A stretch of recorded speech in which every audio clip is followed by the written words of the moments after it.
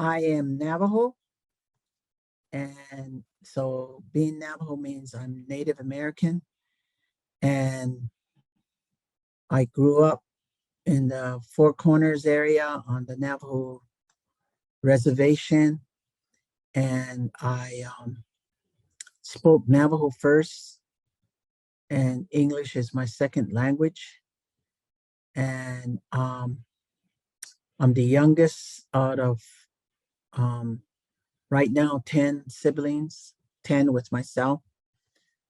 I both of my parents are passed on, but I I live by the Navajo teachings that was given to me by my father and my mother. So, and then by elders that were a part of my life.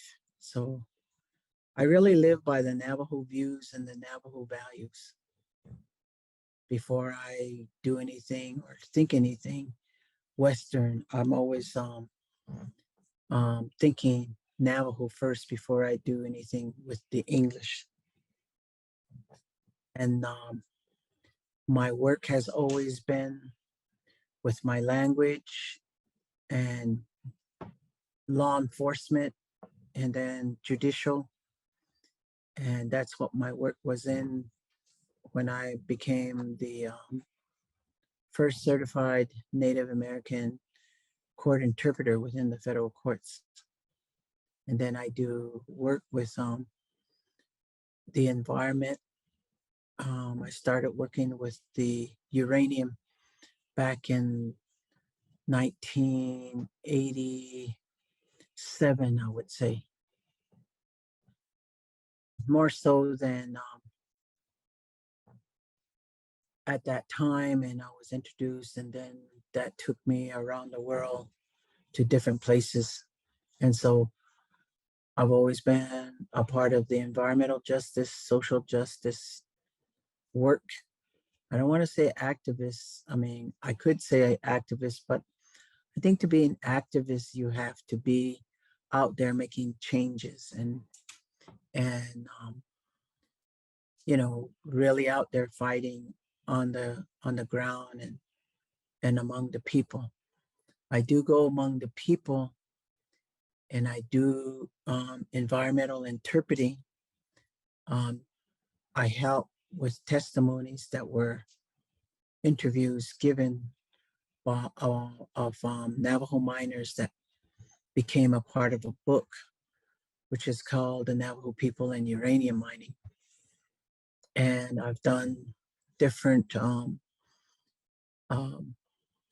videos on YouTube regarding different uranium issues and doing documentaries and video uh, in videos talking about what uranium has done to Navajo people.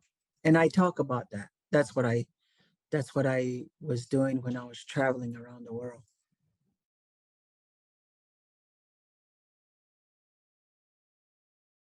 My source of wisdom is spiritual.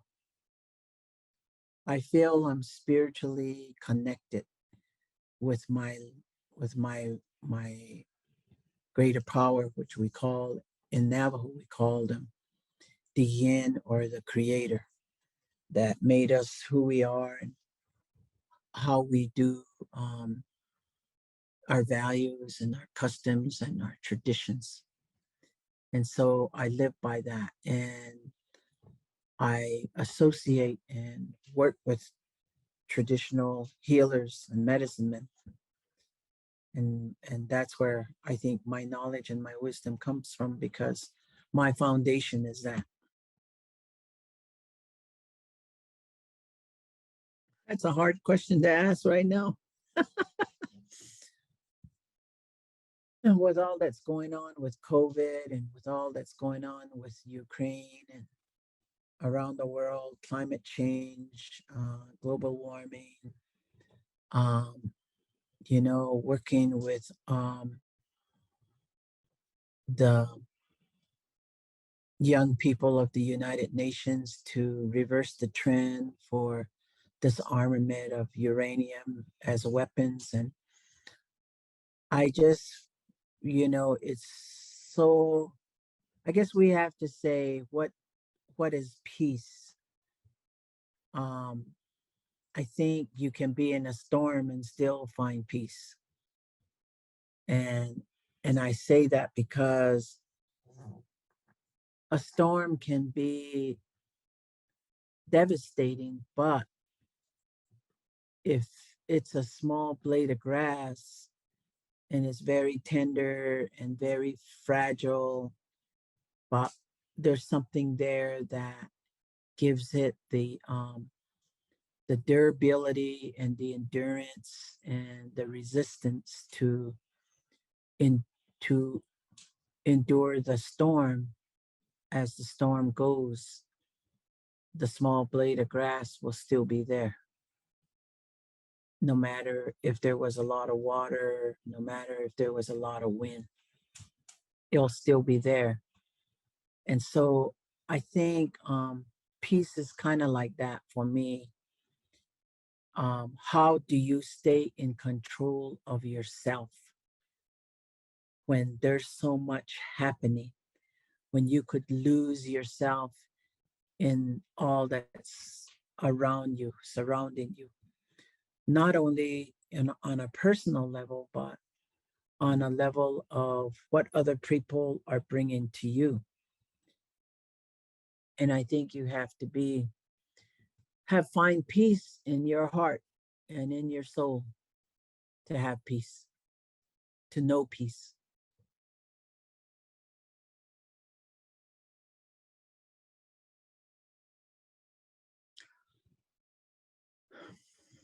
I think the planet was put here for us, and we are the keepers of the planet.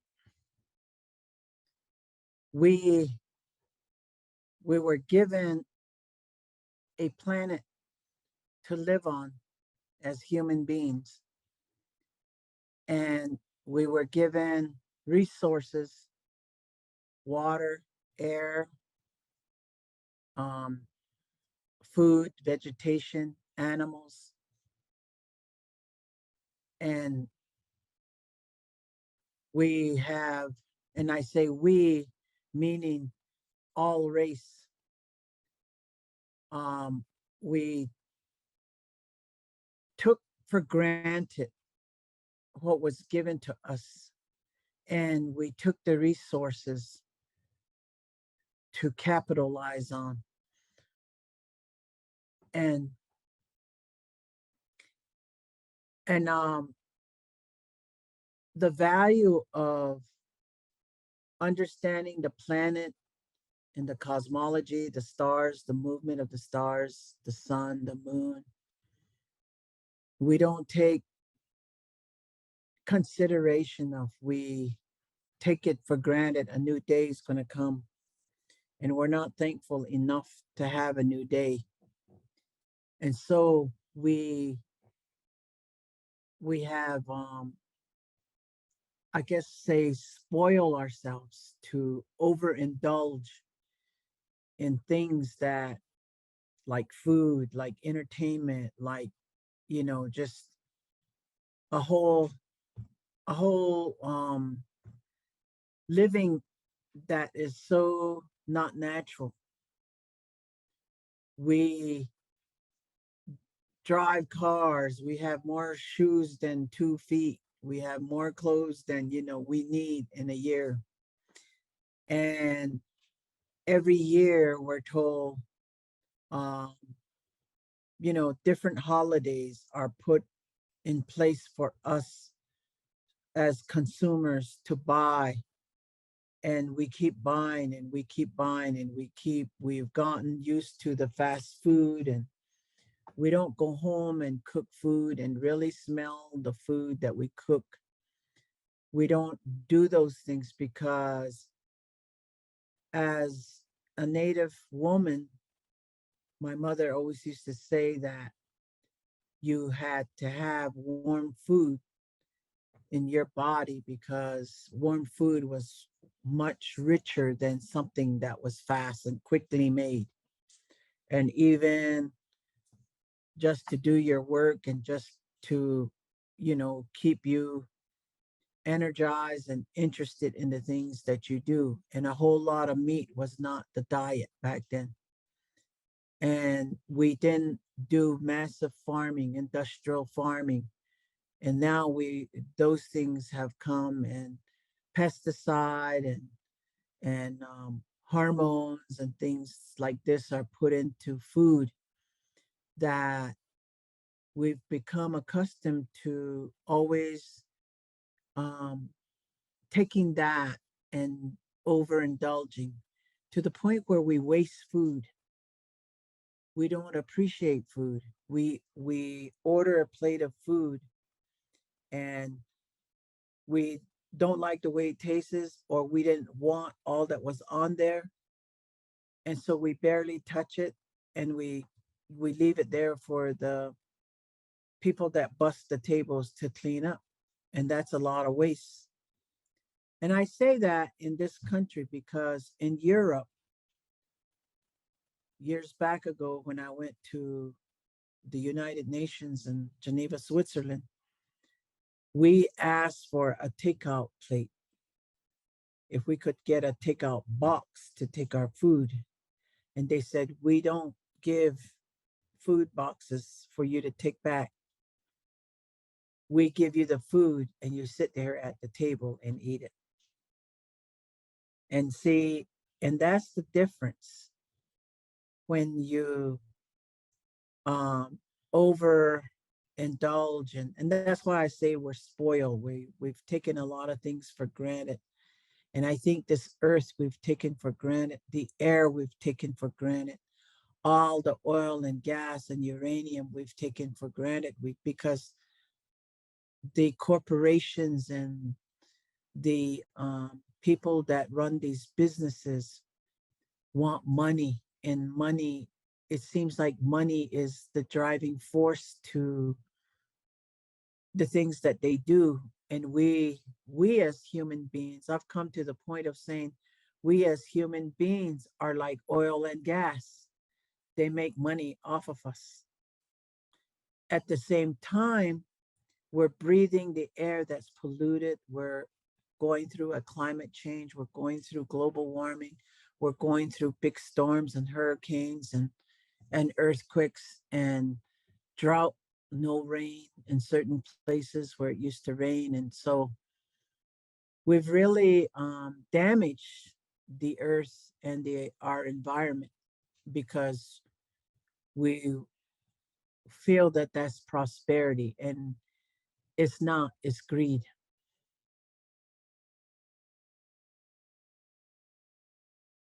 I think peace consciousness is within your heart and within your soul.